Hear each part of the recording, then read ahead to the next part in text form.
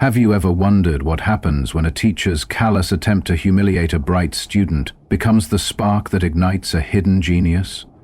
When 15-year-old Marcus Taylor walked into Ms. Eleanor Whitfield's advanced calculus class at Westbrook High, neither of them knew that one seemingly impossible equation would change their lives forever. You might catch a glimpse of a yearbook photo and think it's just a frozen moment in time, but behind that picture lies a story of deep-seated prejudice, relentless struggle, and a secret triumph that makes you wonder how many gifted souls are forced to hide their light in the shadows.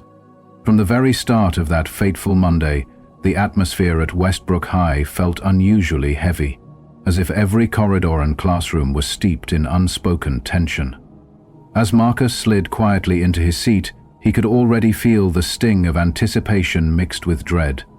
Ms. Whitfield entered the room with a purposeful stride, every step echoing an air of superiority that left little room for hope. She wasn't just any teacher, she was the self-appointed gatekeeper of academic excellence at the school, determined to decide who belonged in the rarefied circle of true mathematicians and who would forever be relegated to the background. Dressed in impeccably pressed suits and a string of pearls that seemed as immovable as her prejudices, Ms. Whitfield carried herself with an authority that bordered on tyranny. Her classroom walls were decorated not with uplifting quotes or messages of inspiration, but with framed awards and glossy clippings celebrating her favored prodigies, students who looked nothing like Marcus. Every glance at those accolades reminded him that he was considered an outsider, unworthy of the brilliance that they so readily displayed. And on that day she made it abundantly clear who she expected to succeed. With a dramatic tap of a yard-long ruler against her palm, she announced a challenge designed to separate the genuine scholars from those who merely occupied a seat, declaring that anyone who solved an equation so daunting it had confounded even undergraduates would earn extra credit and, more humiliatingly, a featured spot in the yearbook. The challenge was presented with a venomous mix of feigned encouragement and overt disdain. Anyone who can provide a complete solution will be rewarded with extra credit and have their moment of triumph immortalized in this year's yearbook, she said, her voice dripping with a condescension that left no doubt about her true intent. A quiet Asian girl in the front row raised her camera in silent acknowledgement, capturing the moment for posterity, while whispers of disbelief and anxiety rippled through the classroom. One student, barely audible over the murmurs, remarked that the problem was graduate-level stuff, as if to underscore that this was nothing more than a cruel show of power and elitism. Marcus, meanwhile, had already begun to retreat into the sanctuary of his notebook. His pencil danced over the pages as he carefully sketched intricate fractals in the margins, a secret hobby that had become his rebellion against a system intent on keeping him invisible. His father had warned him long ago that in rooms like these, where light was deliberately dimmed, shining too brightly would only provoke those who wished to snuff out his potential. And so, even as Ms. Whitfield's harsh words echoed through the room, Marcus clung to a quiet inner resolve, his mind racing as he detected a hidden pattern within the monstrous equation scribbled on the board. Even though his best friend Tyler Brooks had warned him in a hushed tone, "Don't even think about it, it's a trap," Marcus couldn't ignore the challenge that beckoned him. Deep down, he knew that this wasn't just another assignment meant to embarrass him, it was an opportunity to defy the system that had long sought to reduce him to mediocrity. As Ms. Whitfield's icy gaze swept over the room, it finally rested on him, and her tone turned cutting. "Mr. Taylor, do you have something to contribute, or are you planning another mediocre performance on tomorrow's test?" she demanded in a voice that brooked no argument. The classroom fell silent as her words stung like a fresh wound, each syllable reinforcing the painful memory of countless times when his intelligence had been dismissed solely because of who he was. With his face burning with humiliation, Marcus barely managed a whispered, "No, ma'am." Yet beneath that meek response lay a storm of determination. After class, as the final bell rang and students spilled out into the hallways buzzing with idle chatter, Marcus stayed behind to meticulously copy the intimidating equation into his battered notebook. That very act of copying became a quiet vow, a promise that he would solve the puzzle not for the recognition of a yearbook photo, but to prove that he was capable of so much more than what his teacher's cruel assumptions allowed. The journey home was a solitary one. Marcus deliberately took the long route to avoid the groups of older students who loitered by the main road, a ritual born of necessity and self-preservation. He slipped through the back door of his modest home at exactly 4:17 p.m., greeted by the familiar warmth of a place that, despite its hardships, offered him a sanctuary from the coldness of the world outside. In the small home office, his father's voice called out, "That you, Marcus?" His father, Robert Taylor, who still wore his hospital orderly scrubs from a grueling morning shift, managed a tired yet genuine smile. Even though the day had been harsh, that small gesture of concern was enough to make Marcus feel momentarily understood. "How was school today?" his father asked gently, as they sat together at the worn kitchen table that had witnessed countless struggles and small victories. Marcus's reply was subdued, a simple shrug and a soft, "Same as always." But behind those words lay a heavy heart, burdened with the knowledge that each day was a battle against an oppressive system and a vindictive teacher who saw his potential as a threat rather than a promise. Later that evening, after his father had left for his night security job, Marcus found himself alone with his thoughts. He sat cross-legged on his bed, surrounded by a collection of advanced mathematics texts he had salvaged from library discards or purchased with every spare cent of his lunch money. Among those treasured books lay a faded photograph of his mother, resplendent in her graduation regalia with a medal glinting around her neck. She had studied mathematical statistics at the University of Chicago before cancer cruelly snatched her away when he was just 7. "I got another challenge today, Mom," he whispered into the silence, his voice heavy with both sorrow and fierce determination. In that quiet moment, the memory of his mother's unwavering belief in him mingled with his own burning desire to prove that brilliance could bloom even in the darkest corners. Marcus's relationship with mathematics had always been a deeply private affair. Ever since he was a young child, he had learned that being exceptional, especially as a young black student, meant walking a razor's edge between being celebrated and being ridiculed. He remembered a painful incident from 3rd grade, when a teacher had been forced to call his father after he'd boldly corrected her mistake on fractions. "You're special, son," his father had said, cautioning him that being special might invite the worst kind of attention, either turning him into a spectacle or a target for those eager to dismiss his accomplishments as mere flukes. And so, Marcus had learned to keep his brilliance hidden in the private sanctuary of his notebooks, where every theorem and proof was a silent protest against the narrow expectations imposed upon him. A text message from his friend Tyler later that day echoed the bitter reality of his academic life. "You're not actually trying that impossible equation, are you?" Tyler's skepticism was a reminder that the world around him was all too ready to set traps designed to force him into failure. Yet, even as the doubt gnawed at him, Marcus smiled faintly and replied, "I'm just curious about it." It wasn't about the yearbook spotlight or the extra credit, it was about the equation itself, a beautiful challenge that dared him to reveal the brilliance hidden within. The very next day, as Marcus returned to class for a Tuesday calculus session, that monstrous equation still loomed on the whiteboard like a mountain he was destined to climb. His eyes, rimmed with the dark shadows of sleepless nights spent wrestling with the problem, met Miss Whitfield's derisive gaze as she ambled through the rows of desks. "I'm guessing those dark circles under your eyes are from losing sleep over our little challenge," she remarked with a smirk that cut deeper than any grade ever could. Her words were designed not only to shame him but to reinforce the belief that he was unworthy of academic success. Even as a few students snickered and exchanged knowing glances, Marcus felt a surge of both pain and determination rising within him. In that oppressive atmosphere of ridicule and contempt, every cutting remark from Ms. Whitfield deepened the chasm between them. She demanded that he share his approach to the equation, her tone a mix of sarcasm and cruelty. "Please, enlighten us with your different angle," she said, gesturing toward the whiteboard as if daring him to defy her authority. Marcus's heart pounded in his chest as he stammered a weak reply, admitting that he was still working on it. The room fell into an uneasy silence as his words, though few, resonated with a truth that went far beyond academic performance. Here was a young genius pitted against a teacher whose relentless cruelty was meant to keep him subdued and invisible. And yet, even in that moment of public humiliation, a spark of rebellion ignited within Marcus.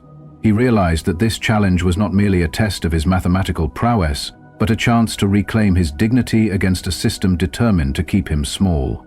In the quiet sanctuary of his room, with only the gentle hum of a ceiling fan for company, Marcus resolved to unlock the secrets of that daunting equation. Every calculated stroke of his pencil, every late-night session spent poring over complex proofs, was a silent promise to himself and to the memory of his mother that he would one day rise above the cruelty that sought to snuff out his light.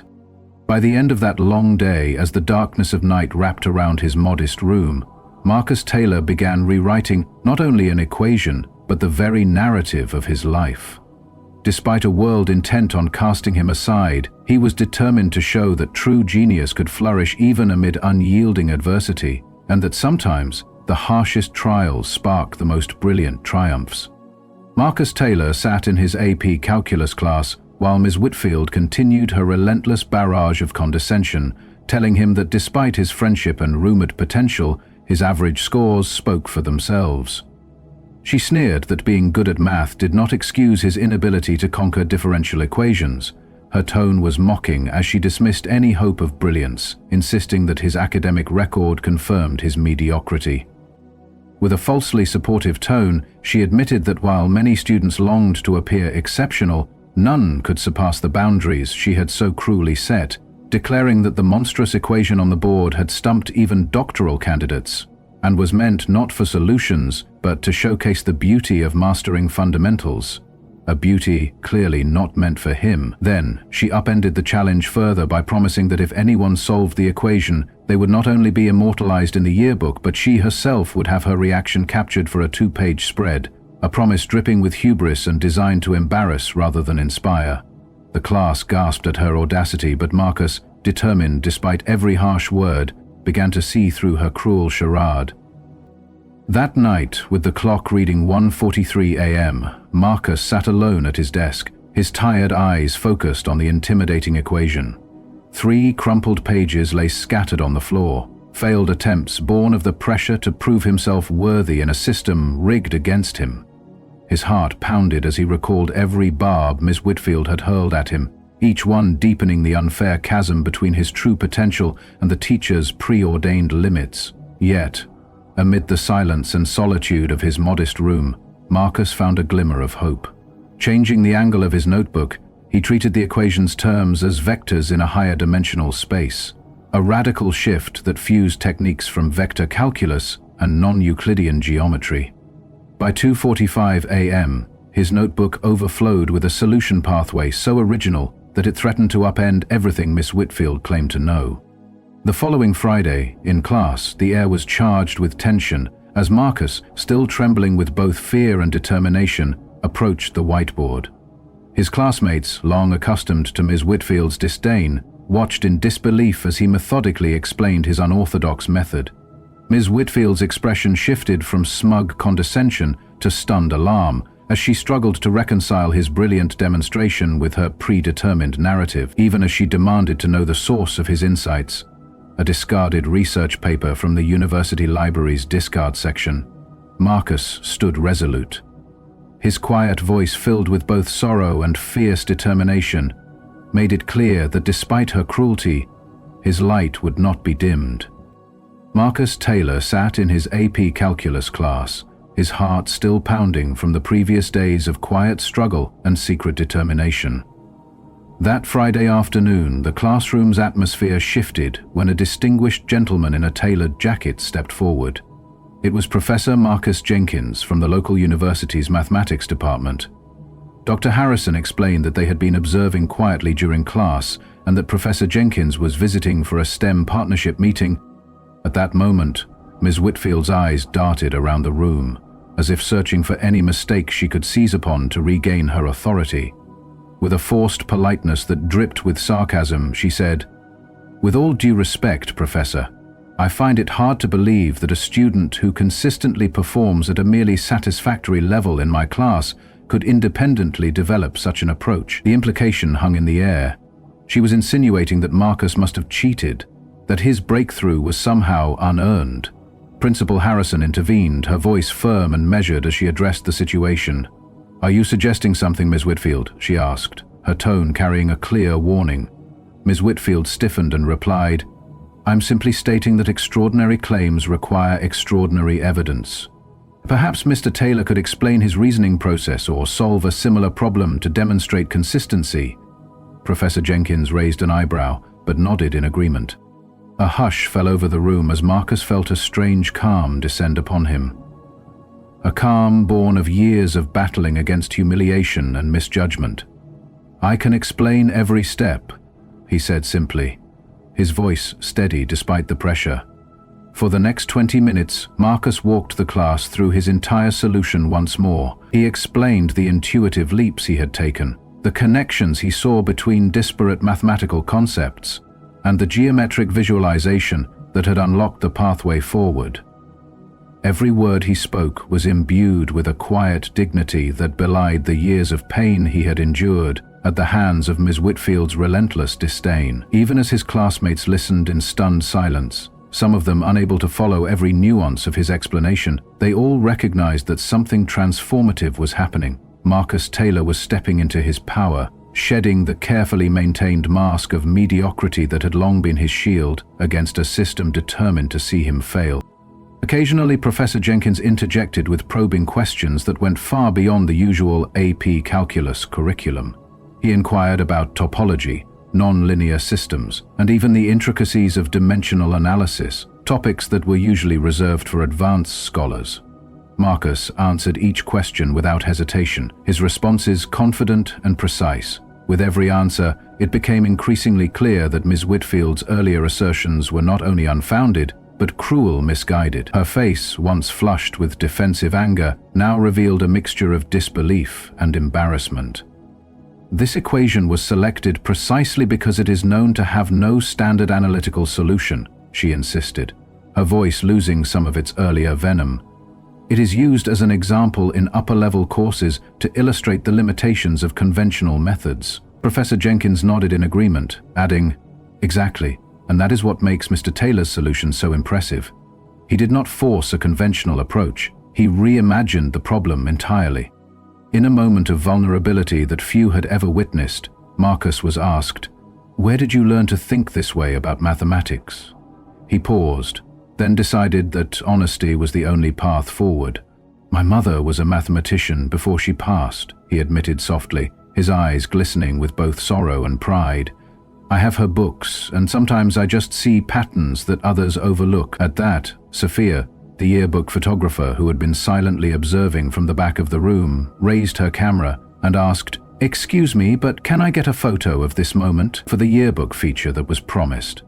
Before Ms. Whitfield could object, the camera clicked, capturing the precise moment when her carefully constructed facade cracked, revealing a raw blend of shock, humiliation, and even a hint of fear. It was a moment of undeniable irony. Here was a teacher who had spent years demeaning a promising young mind, now rendered speechless by the brilliance of the very student she had sought to belittle. Professor Jenkins continued, "We have verified the validity of Mr. Taylor's solution." His words, delivered with quiet authority, brought a wave of relief over the class. Ms. Whitfield, struggling to regain control, opened her mouth to speak but found herself at a loss for words. Principal Harrison's smile broadened as she declared, "Well then, it appears we have our yearbook feature." The bell rang soon after, and as students began gathering their belongings, many cast curious, respectful glances in Marcus's direction. Professor Jenkins placed a reassuring hand on his shoulder and said, "I would like to talk more about your approach, if you are willing. We have an advanced mathematics program at the university that might interest you."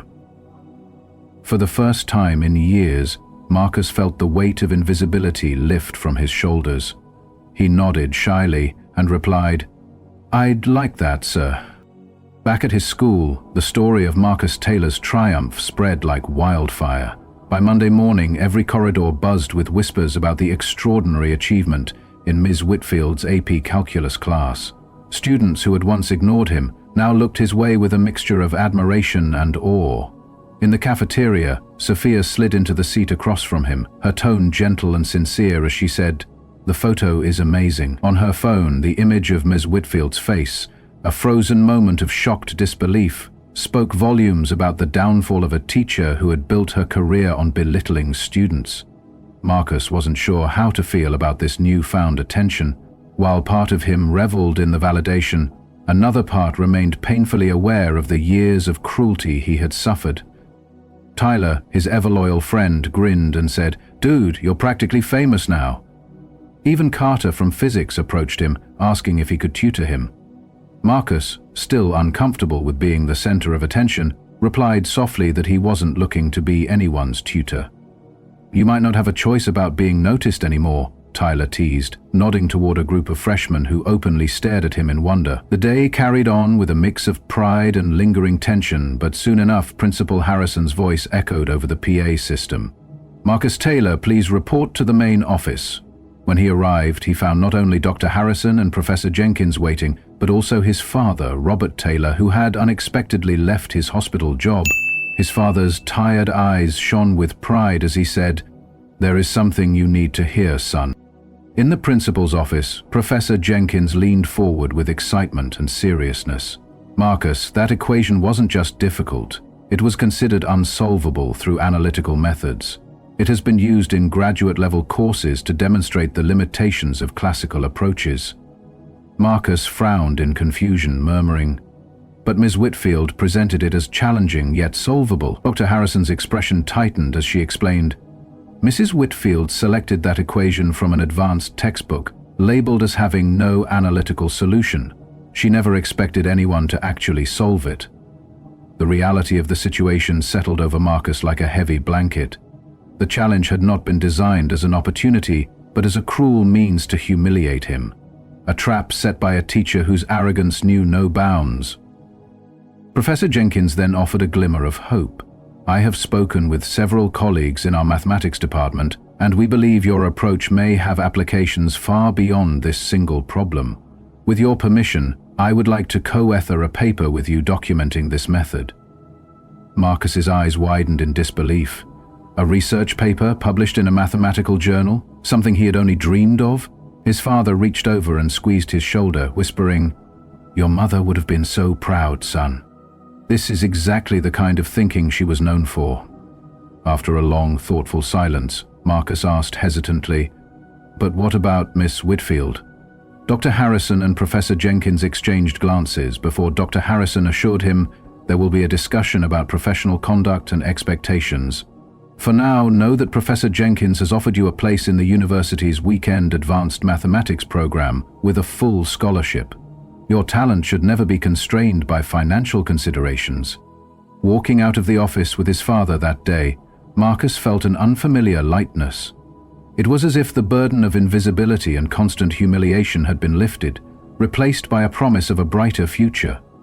His father added softly, "I kept your mother's medals and awards in a box, and I think it's time to display them again, alongside yours, when they start coming." Marcus nodded, his thoughts drifting to his mother's photograph that had silently witnessed his midnight struggles. In the days that followed, rumors of his breakthrough continued to spread. Students who had never once offered him a kind word now approached him with newfound respect. In the cafeteria, Sophia from the Yearbook committee sat down with him, saying, "The photo is amazing. It captures everything, the triumph, the shock, and even a bit of the fall of someone who thought they could crush your spirit." Marcus wasn't entirely comfortable with all the attention, yet he knew that sometimes visibility was not just a risk, but a means of justice.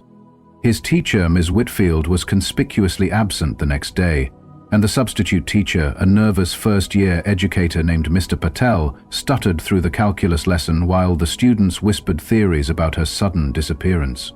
One student, Jessica Chen, murmured loud enough for half the class to hear that she had suffered a medical emergency, though most knew it was more a case of wounded pride. Someone even joked she couldn't bear to face the fact that her carefully built hierarchy was in ruins. As Marcus sat quietly, absorbing the aftermath of events that had turned his life upside down, he couldn't help but reflect on the long road that had led him here, the years of quiet suffering, The moments of doubt and the constant battles against an oppressive system, all had culminated in this one defining moment. In that moment, he had not only solved an equation, but had redefined his own destiny. And for the first time, he felt that maybe, just maybe, his light could shine as brightly as it was meant to, free from the cruelty of those who had always sought to dim it. Marcus Taylor found himself swept into an unexpected meeting after class, when Sophia from the Yearbook committee greeted him with a warm smile and an invitation. "The committee is meeting today to finalize our special feature," she explained. Marcus felt a mix of pride and apprehension as he agreed to join, wondering what role he might play. When he arrived, the room was crowded not only with the entire committee, but also with Dr. Harrison, Professor Jenkins, and, to his surprise, Miss Whitfield sitting rigidly in a corner chair. Dr. Harrison greeted him warmly, and a large mock-up was laid out on the table. The spread showcased his elegant solution on the left page, and on the right, the now infamous photograph of Ms. Whitfield, caught mid-reaction, her face a portrait of shock and disbelief. As Marcus studied the layout, he could feel Ms. Whitfield's icy gaze boring into him. Finally, with a tight voice, she objected, "The photograph is unflattering and unprofessional. I have rights regarding my representation in school publications." Dr. Hetson calmly reminded her that she had agreed, in front of an entire class, to have her reaction captured. Professor Jenkins added that the image simply captured an authentic moment of academic discovery, asking, "Isn't that what teaching is all about when our understanding is challenged?" Marcus then suggested that the feature include context beneath the photograph. A note explaining that the equation was long deemed unsolvable by conventional methods, and that his breakthrough was genuine, not a stroke of luck or a case of cheating. The room fell quiet as all eyes turned to him. In that moment, he held a power over the woman who had tormented him for years. Although many in the room cheered the idea, Marcus saw in Ms. Whitfield a familiar fear of being truly seen. Later that same Saturday, Marcus attended Professor Jenkins' weekend advanced mathematics program in a university lecture hall filled with college students. Professor Jenkins announced with enthusiasm that Marcus's method, which reframed problems in higher dimensional vector spaces, was being recognized as revolutionary. As curious students peppered him with questions, he began to feel that the secret he had guarded for so long was finally valued. During a break, Professor Jenkins shared the exciting news that a paper on his method had been submitted to the Journal of Mathematical Analysis, and that his approach even echoed the groundbreaking work of his late mother, Catherine Taylor, from the University of Chicago. This revelation filled Marcus with an overwhelming sense of connection and validation. Marcus Taylor's groundbreaking solution had transcended Westbrook High, making headlines in the local paper and sparking discussions in schools throughout the district. Now a junior with early acceptance to MIT already secured, Marcus sat beside his friend Tyler as fellow students eagerly flipped through their new yearbooks. Whispers and pointing erupted as people discovered the famous two-page spread. On the left page, Marcus's elegant solution was displayed alongside a detailed explanation of its mathematical significance, featuring quotes from Professor Jenkins and citations from the recently published journal article bearing his name. On the right page, there was the unforgettable photograph of Ms. Whitfield. Captured at the moment her facade of superiority shattered, her face, frozen in an expression of shock and disbelief, was accompanied by an educational note describing why the equation had long been considered unsolvable by conventional methods. Tyler laughed and said, "Dude, they actually did it." Marcus stared at the layout with mixed emotions. At the bottom of the spread was a quote from Ms. Whitfield that read, "True education means remaining open to having our own assumptions challenged." This moment taught me as much as it revealed about Mr. Taylor's extraordinary abilities. The irony of her words stung, as the photograph had been taken when she tried to belittle Marcus, accusing him of cheating and dismissing his potential. In that moment, the deep-seated conflict between them was undeniable. Ms. Whitfield, once so cruel in her treatment, had now been forced to confront her own misjudgments in front of the entire school community. Across the gymnasium, Marcus watched as Ms. Whitfield, who had once reveled in her power to demean him, was now seen distributing yearbooks with a downcast air. Their relationship had evolved into something complex, a mixture of mutual respect and unresolved tension. Her advanced placement classes were now including discussions about diverse mathematical traditions and the contributions of historically overlooked scholars. "She's different now," Tyler observed, following Marcus's steady gaze. Later that afternoon, Marcus found himself in Professor Jenkins' university classroom once more, preparing to present his latest research to an audience of college students and distinguished guests. His phone buzzed with a text from his father, filled with pride and a picture of the newly arranged display in their living room, where his late mother's academic medals now stood beside his own honors. Standing confidently at the podium, Marcus declared, "Mathematics is often described as the universal language, but who gets to speak that language and be heard is not universal at all." In that defining moment, Marcus showed everyone that even the most impossible equation can be solved when one has the courage to change the terms of the problem.